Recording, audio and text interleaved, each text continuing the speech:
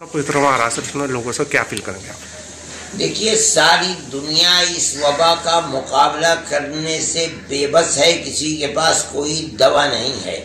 आज तक सारी दुनिया जो बात कह रही है वो एक ही है कि इज्तिमाइयत नुकसानदेह है और फासला बनाए रखना ज़रूरी है ताकि इस मर्ज से बचा जा सके।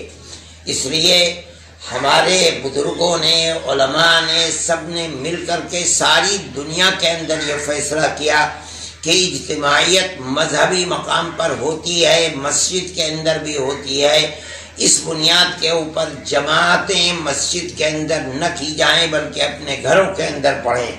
चुनाचे उसके ऊपर हिंदुस्तान में भी अमल हो रहा है।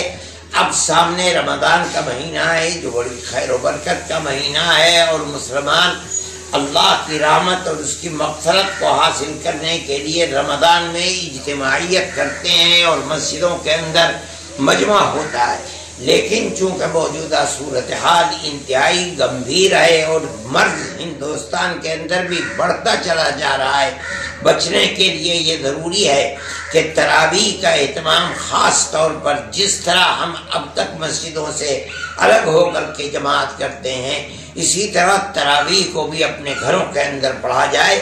मस्जिद के अंदर सिर्फ इमाम और मुअज्जिन और ज़्यादा से ज़्यादा 2-3 आदमी अगर पढ़ लेते हैं कोई हर्ज की बात नहीं है।